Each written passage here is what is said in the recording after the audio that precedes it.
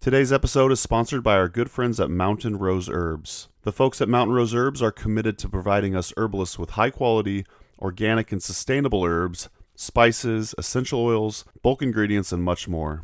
But quality isn't the only thing they're passionate about. They consider the environmental and social impact of every business decision they make, and are dedicated to keeping their business practices sustainable and ethical from start to finish. To Mountain Rose Herbs, people, plants, and planet are more important than profit. And HerbRally podcast listeners can get 15% off their order at mountainroseherbs.com with coupon code HerbRally15 at checkout. That's HerbRally15, all one word. So a huge thanks to Mountain Rose Herbs for sponsoring the podcast, and don't forget to use coupon code HerbRally15 for 15% off your next order. Now on to the show. Enjoy. A little bit of housekeeping before we get into the show. The content in this podcast is for educational and entertainment purposes only. It is not intended to cure, diagnose, treat, or prevent any disease. This information has not been evaluated by the Food and Drug Administration. We are not doctors, nor do we play one on the internet. Please seek advice from a qualified healthcare professional. Okay, MC Calico, take it away. Yeah. Smoking herbal blends. We need some Mullen and some Kush, my brethren. While listening to HerbRally podcast again. Herbalism at its finest with Mason Hutchinson. Yeah. There are no panaceas, but you could try these. 5 herbs for 5 categories of common health concerns. I chose for versatility in use, which is to say they cover a lot of bases and can be used by most, with a few caveats for safety. Skin. One woe of the humble herbalist is the common inquiries about skin issues, from dryness to rashes to areas of hyper or hypopigmentation, and always including the many varietals of acne, eczema, psoriasis, tinea, and the unnamed blemish. I think that people ask about skin issues first because they think this is the easy category. But contrary to belief, dermatology in conventional medicine is no slacker sport. And when it comes to using herbs and natural healing, skin health is an inside job. That is, we often need to get at the cause and make changes in stress management, diet, exercise, and lifestyle to make a real mark or erasure on what plagues our skin. That being said, if I had to recommend just 1 or 2 herbs for those fly-by questions, motivated clients and parents who will try anything to help their child's stubborn rashes, I have a few. Calendula is queen. This is with respect to topical use for skin issues, though a few are allergic. In a study of over 1,000 patients, 1,032 that is, 2 reacted to ointments containing 10% calendula tincture. That's 0.2% of people, or 2 in 1,000, as you may have gathered. Are you hearing me thinking calendula? Yes, we are talking about the same plant. It could also be called pot marigold or marigold, but not the roughly one. We are talking about Calendula officinalis, the composite family flower, which is to say it has the shape of a daisy. The ones we prefer are orange or yellow and sticky with resin. Calendula racina is a variety herbalists covet, but the exact variety really isn't necessary. So what does it do and why do we like it? Calendula is anti-inflammatory, in part by triterpenoid esters, according to several studies from 1996 to present, and also by carotenoids, which have additional specific benefits to the skin. It is also antibacterial by essential oils and other constituents, and antioxidant by tocopherols. You may recognize the technical name for vitamin E there. Additionally, calendula is believed to be mildly antifungal, and it has been used as a main ingredient in products from baby powders and diaper rash creams to remedies for common skin fungal overgrowths in adults. And the standout quality of calendula, in my estimation, is its skin affinity. Through these gentle and multiple actions, as well as coming to the aid of the skin's natural function, choosy protection, which is to say, as an organ which faces the outside world, breathes and protects. The resin in calendula helps the skin hold moisture and protect while still breathing, and it is antimicrobial, anti-inflammatory to boot, is a natural choice for those pesky skin issues which can't be definitely diagnosed or reliably treated. What I'm saying is, with skin issues, it is often difficult and frustrating to get a consensus about whether the cause is too dry, too oily, too moist, infection, inflammation, or just an imbalance in the skin and immune system's regulation of these factors. Calendula steps in with a gentle, balancing influence on all of these. And it's vulnerary. That means it gently promotes wound healing. Once the cycle of scratching, rashes, or poking at blemishes is underway, this can perpetuate the condition. So again, when there is debate about the cause of a skin issue, calendula could be a sound approach on this alone. And at worst, it is safe for all but those potentially 1 to 2 in 1,000 who may be slightly allergic. By the way, it is an allergy to the composite family that can indicate potential for a calendula allergy. Respiratory, licorice. Next up, respiratory. For this system, the standout was not quite as obvious as calendula for the skin, but almost. There are many herbs which have broad usefulness for the respiratory system, such as mullein, marshmallow, osha, and at least a dozen other easy ones. But licorice is the one I find I go to for many who enter my office with chronic respiratory concerns. With some similarities to calendula, its multi-usefulness stems in part from its many actions: anti-inflammatory, antimicrobial, and even antiviral. Additionally, it is somewhat moistening, though not a boggy, inert, simple demulcent. It seems to have some activating power on the tissues with its rich, sweet quality and gentle immune tonifying and hormone regulating actions. We recommend licorice for the range of respiratory problems from the simple cold or even more simply laryngitis, as from simple overuse in speakers and singers, for example, to more complex issues such as asthma. A note on this last statement: according to some studies since the mid-90s, licorice may help with the clearance of immune complexes, justifying its usefulness in autoimmune-related issues. It is also said to be antispasmodic, which may have to do with the demulcent, anti-inflammatory, and immune-modulating properties, in conditions where inflammation or irritation may lead to spasm in the respiratory tract. In traditional Chinese medicine, it has been used for sore throats as an effective expectorant against stubborn, sticky catarrh and to control abdominal spasming. In traditional Indian medicine, it has been used for bronchitis, sore throats, and many other uses, such as ulcers, wounds, to include some with a little bit of at least relevance to some of the other actions that were mentioned. It is also approved by the Commission E Monographs, a German source, as an official medicine for cough and bronchitis. And according to the main traditional Persian medicine texts, Glycyrrhiza glabra, that is licorice, was one of the most effective plants in the treatment of asthma.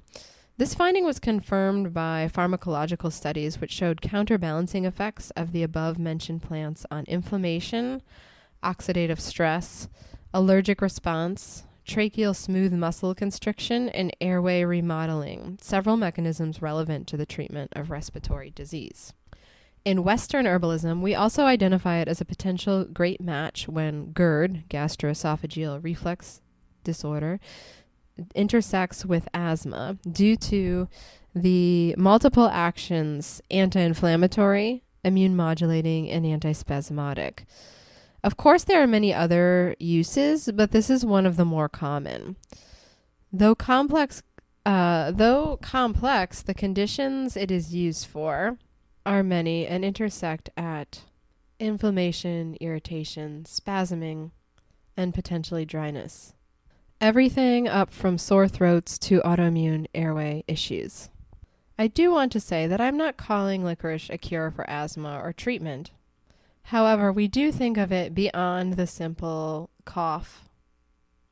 or sore throat. It can be potentially a helpful adjuvant to someone's conventional treatment of more chronic health concerns.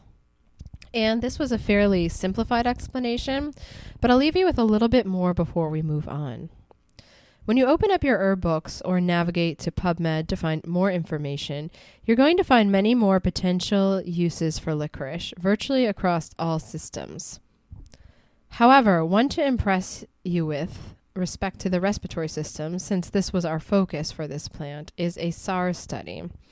Now, I'm not saying that licorice is a cure or even a treatment. However, to quote the physician's desk reference for herbal medicines, while the clinical significance is unknown, glycyrrhizin demonstrated potential antiviral activity against the severe acute respiratory syndrome, SARS virus, in vitro.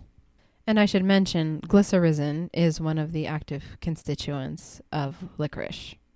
Precautions. It is widely known that prolonged use may elevate blood pressure, especially in those with a tendency for high blood pressure, especially if related to kidney function. According to some clinical studies and generally observed, it is not advisable to use licorice for more than 4 to 6 weeks without medical supervision or advisement because of the above concerns. If one were taking potassium pills, licorice would be contraindicated also. Dosage: capsules of 100 to 500 milligrams or an infusion of 1 to 1.5 grams of licorice.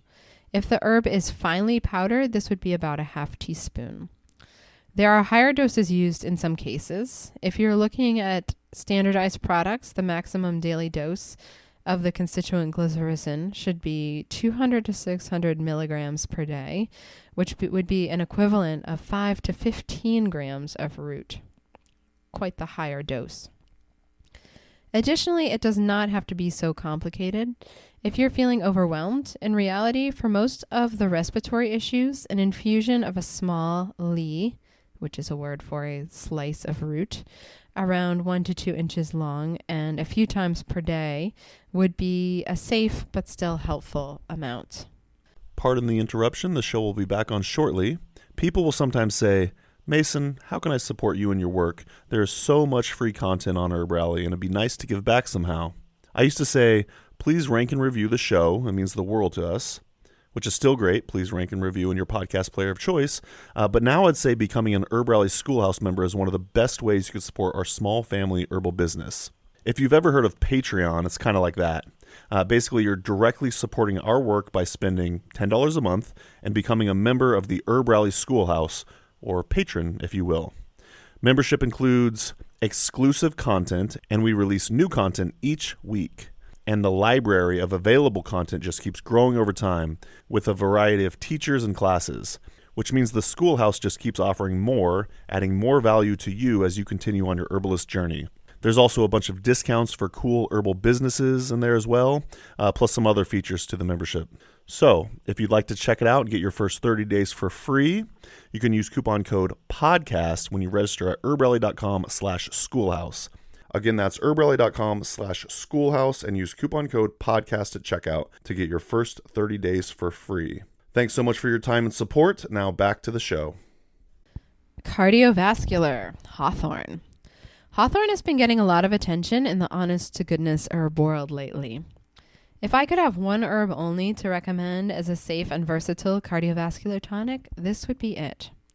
Hawthorn has been called a cardiotonic, cardioprotective, antioxidant, collagen stabilizing herb, mild astringent, hypotensive, antiarrhythmic, diuretic, hypotensive, anti-ischemic, and positively inotropic, as well as antioxidant. One very specific action of hawthorn is anti-ischemic, related to its documented action of improving coronary circulation, dilating coronary arteries, and relieving cardiac hypoxemia. Ischemia is pain, and if sustained, potentially tissue damage that occurs when a smooth muscle is not properly perfused with oxygenated blood. Believe it or not, this can occur in the heart muscle itself and describes a state that over time can lead to a heart attack. It also refers to damage that occurs to the heart as a result of a heart attack. In Western herbalism, some consider it the most significant herb for ischemic heart disease, an epidemic disease with no other outstanding therapeutics outside of the extremes: lifestyle, diet, exercise, and emergency medicine. Another standout action I mentioned is positively inotropic.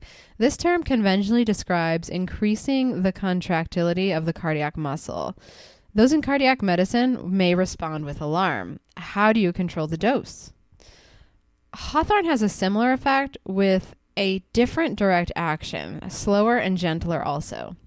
Cardiac glycosides used in emergency medicine impact the contractile fibers of the muscle directly and instantly, which is to say they immediately elicit a strong contraction of the heart muscle, which is useful in controlled doses in heart failure, but can be dangerous. Hawthorn is different. Its positive inotropic action works by directly affecting cells of the heart muscle also, but it does this by enhancing the availability and utilization of energy by these cells. This has both immediate and long-term benefits, in effect helping the body maintain, promote, and potentially even repair the function of cardiac cells, proliferating the power of the heart muscle without increasing its size, which is a favorable outcome. Hawthorn is an indisputable cardioprotective. The protective terms are used with respect to organs or systems, and when used correctly, tell us a substance is generally safe for use in healthy individuals, but has a multitude of preventative effects, and possibly even mitigation or reversal of damage to tissue and function of a specific organ or system after disease or acute damage. The protective terms usually encompass a group of actions. In this case, positive, inotropic, anti-ischemic, and hypotensive together encompass remarkable benefits. In addition, Hawthorn is antioxidant. This is to say components of it reduce free radical damage, a normal occurrence from exposure to oxidizing agents. In the case of the cardiovascular system, many are endogenous, byproducts of metabolism or other internal reactions, which we would still like to reduce as these shorten the longevity of tissue maintenance. You have probably noticed many brightly colored natural foods are noted for antioxidant value. Does that mean this is no big deal? The particular combination of flavonoids in hawthorn seem to be especially protective to the heart. Furthermore, specific flavonoids in hawthorn inhibit an enzyme which is released in states of hypoxia, which would otherwise perpetuate damage from cardiac ischemia, which again is the reduction of oxygenation to the heart muscle, typically from occluded arteries, which can lead to a heart attack. And the diuretic quality of hawthorn also helps reduce blood pressure, and additionally, kidney and heart health are very connected via the control of fluid and electrolytes. I'm going to truncate the list of constituents. We do know that flavonoids are a component and that there are a specific type of flavonoids in hawthorn called oligomeric procyanidins. Not exclusive to hawthorn, but this is a category that possesses some of the flavonoids in hawthorn that we think are especially helpful to the cardiovascular system. A note about isolated constituents, an excuse for me skipping over a lengthy and exacting list of all of them. In the conventional studies of hawthorn, effects of isolated constituents proved insignificant. And this I'm reading from the literature. However, when whole plant preparations were compared in the same experiments, effects were significant, also from the literature. In describing this, David Winston has memorably declared that the active constituent in hawthorn is hawthorn. Hopefully by now you have a good idea of when and for whom you would recommend hawthorn and why it is so great. One would be correct to think of it in almost any condition that affects the heart muscle or cardiovascular system in general, particularly if there is hypertension, predisposure to heart disease, exposure to factors that perpetuate it, or wear and tear on the cardiovascular system due to age, chronic stress, diet and lifestyle, habits of excess, inflammation, or prior cardiac events.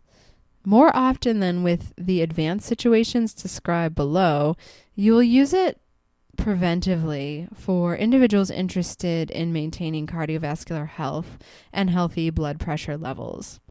However, with more people experiencing and surviving advanced cardiac disease and cardiac events, that is heart attack, it is helpful to know how hawthorn can be used in individuals with more serious cardiovascular issues also. A few more technical descriptions stated by the medical herbalist David Hoffman are paraphrased from the popular reference Medical Herbalism.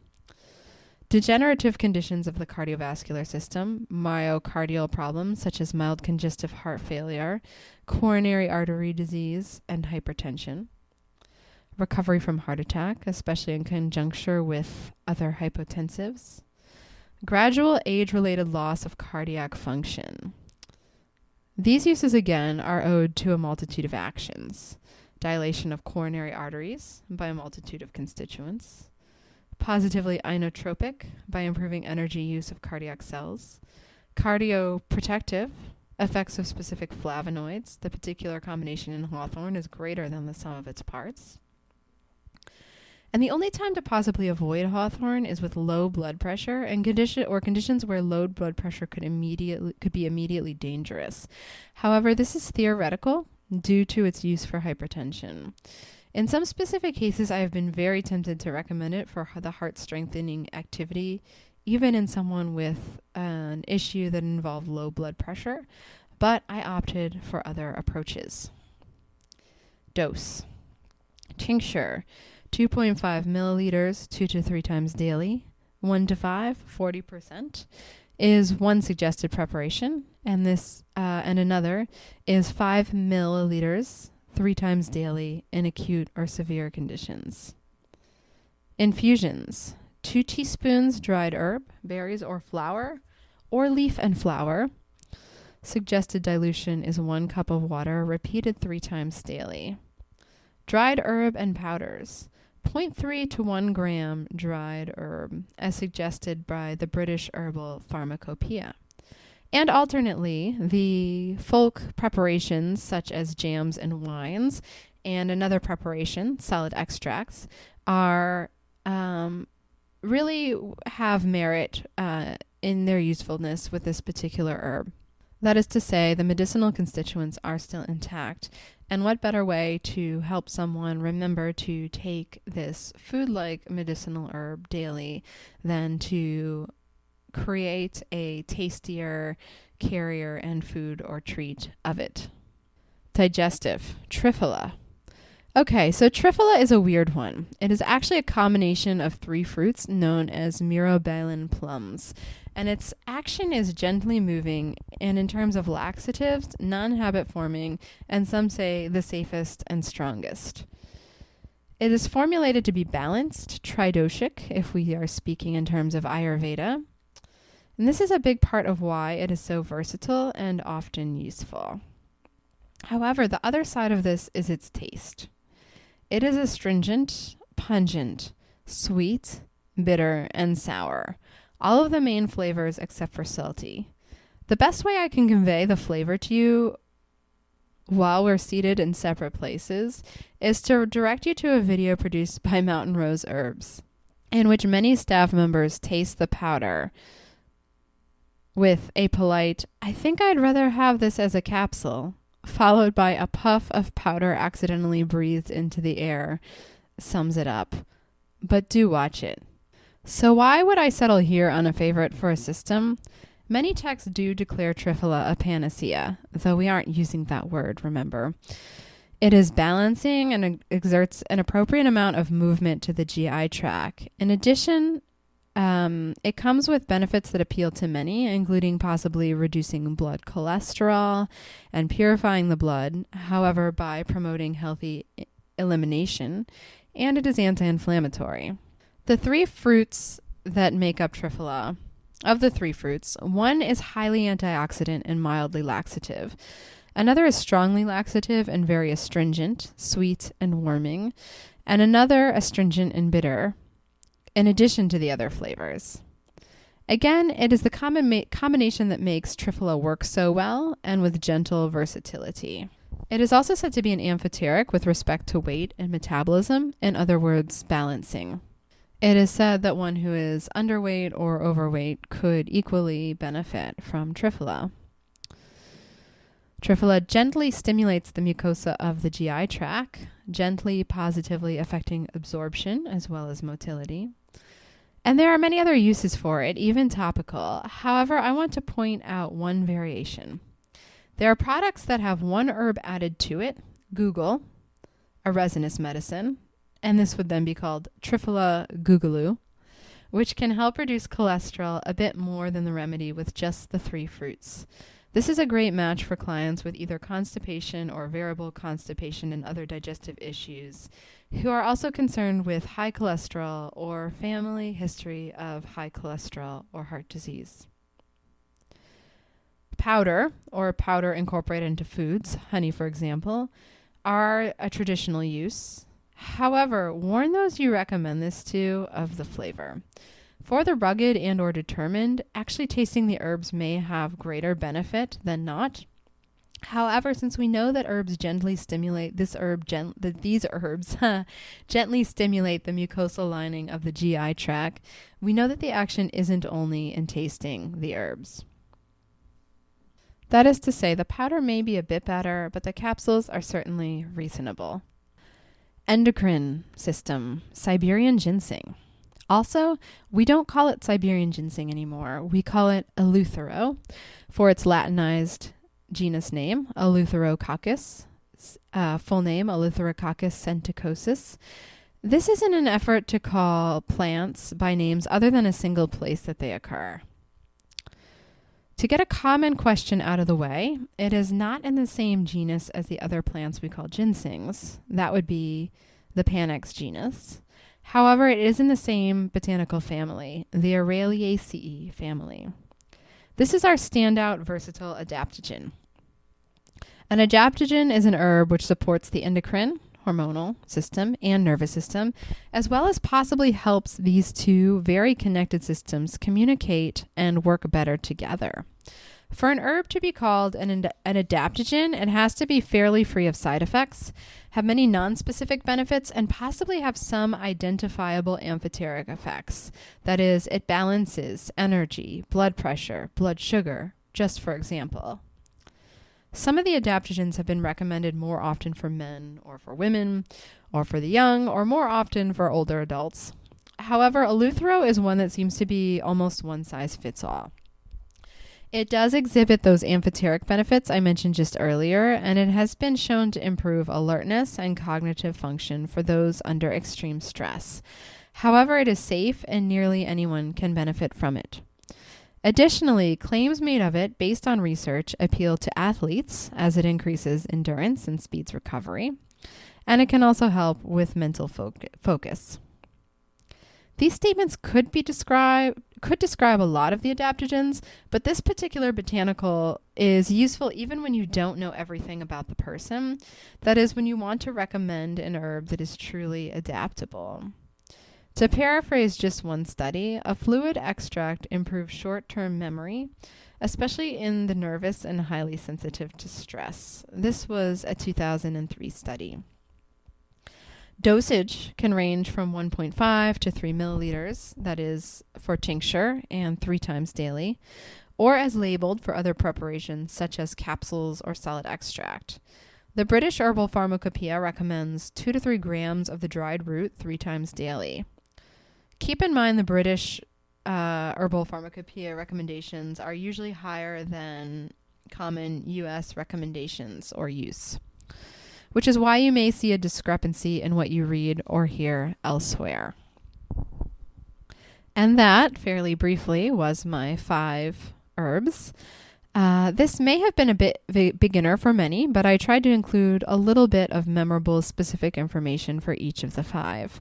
Also, I think that it is helpful, even when you know hundreds of herbs, or perhaps especially, to have a handful that you recommend freely without getting bogged down in the exact optimal herb for each person, because a few herbs are often the exact optimal one, which may at times seem too easy, but not if these are so helpful and reliable. Herbalism is not a game of using each piece in the set, but rather helping people feel better and, ideally, helping them understand a bit about the herbs. Learn a few herbs really well, and the work is easier and more reliable. You will know how to recommend these, be familiar with their flavor, and, if applicable, you will also know what to look for in the way of side effects and get really familiar with the doses that you like to recommend.